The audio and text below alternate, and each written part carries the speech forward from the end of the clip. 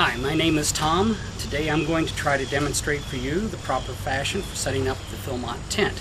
This is a typical Philmont tent. It weighs approximately 7 pounds, more or less, depending upon how you have it packed. Comes in a nice sturdy nylon stuff sack. Inside the tent bag you will find 3 key components.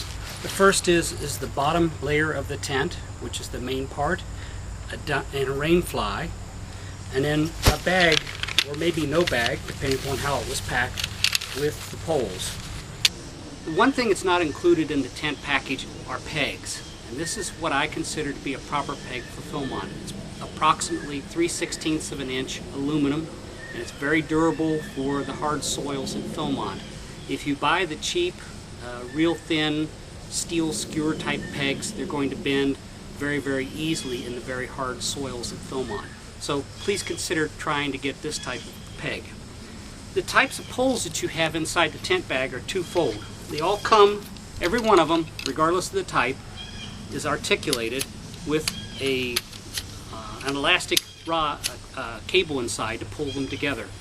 These are the front poles. Notice that there's a tip on each end, this end and this end. There are 2 of them. For the rear pole, it's a single pole with 1 tip on this end and a flat base on the other end. And we'll show you how these go together in just a moment.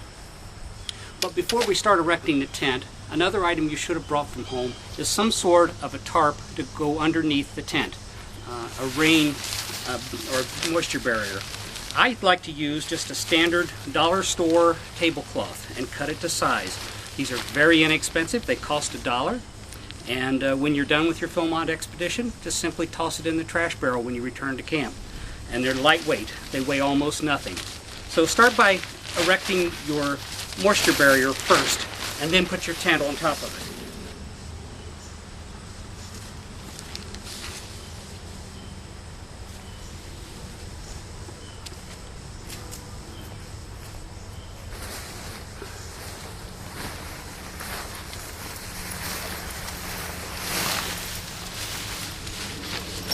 The front of the tent has a door.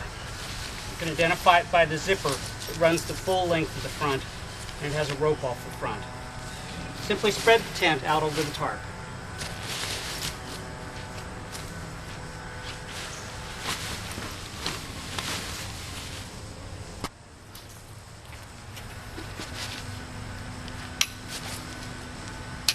Before we start erecting the tent, it's important to prepare the front end. We're actually going to start at the rear, but we're going to prepare the front end first. On each side of the tent, it's an A-frame in front, you'll find a sleeve for holding poles. Simply slip a pole on either side, take the end nearest the ground and slip it in this grommet that's near the corner of the tent, and repeat the process on the other side.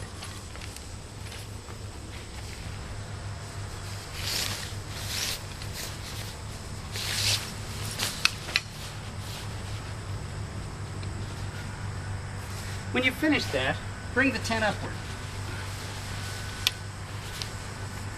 Attached to the top of the tent is a plastic piece that's called a dog bone.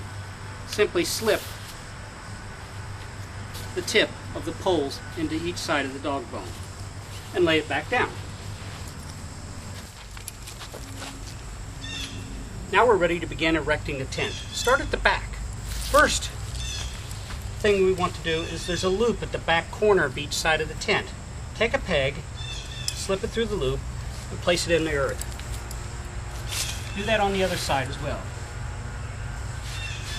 Pull the sides tight so that the back will be stretched a little bit. Then, using the back pole, and remember it has a tip on one end and a flat base on the other,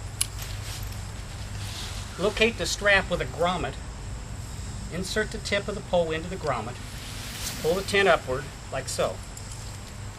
Take the rope that's attached to it and peg it to the ground to stretch the tent upward, and then hold it in place, like so. Now we're going to start working at the front of the tent. Pull the tent floor towards you, pulling it taut. Take another peg. There's a loop near the base of the pole from the upright. and peg it to the ground, noticing that I pulled the side straight. Repeat the process on the other side, pulling its side and the front straight also. Then simply pull up on the rope to erect the front with the dog bone. Take a peg and peg the rope with the dog bone to it in the ground. Snugging it up as necessary to try to keep it somewhat vertical.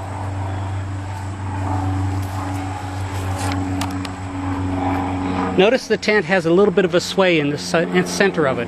That's perfectly normal and not a problem. The next step in this process is to secure the sides of the tent. Notice that they slope inward. This removes some of the space from the user. So what we do is we take a tent peg and peg the sides out, like so, which gives the user a whole lot more room on the inside. And repeat the process on the other side.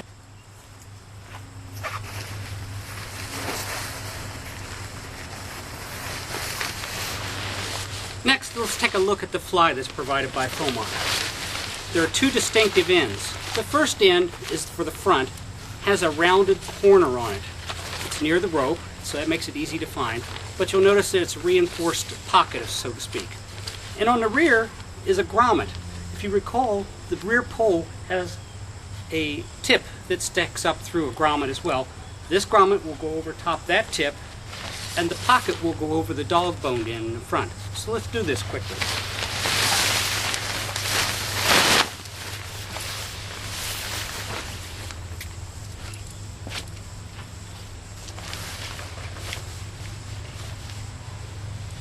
Notice I've put the grommet over top the tip of the rear pole.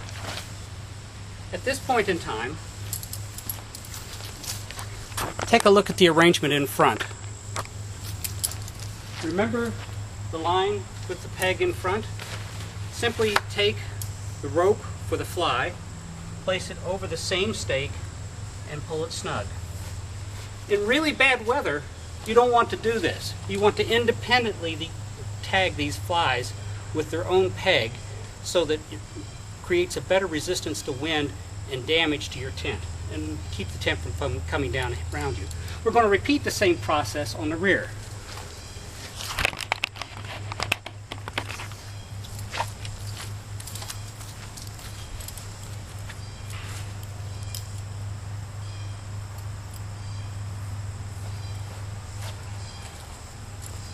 Okay, having staked the tent down on the center lines, let's do the corners.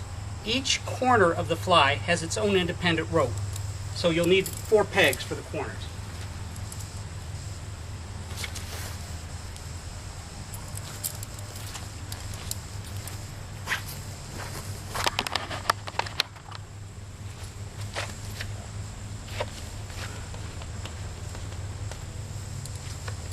There, that's one side.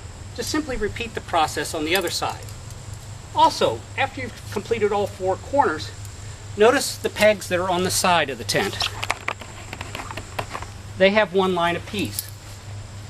Again, if the weather's okay, just simply place the loop over top the existing peg and peg out the fly on the single peg on either side. Just like in the centerline pegs, if the weather's bad, or expect it to be bad, consider putting down separate stakes for these lines as well. But for most cases, you can get by with a single peg. Just simply repeat the process on the other side. Let's inspect some other features like the doors. The doors each have a tie back on either side for not only the door, but there's one available for the screen to keep out bugs. You can simply tie these back if needed.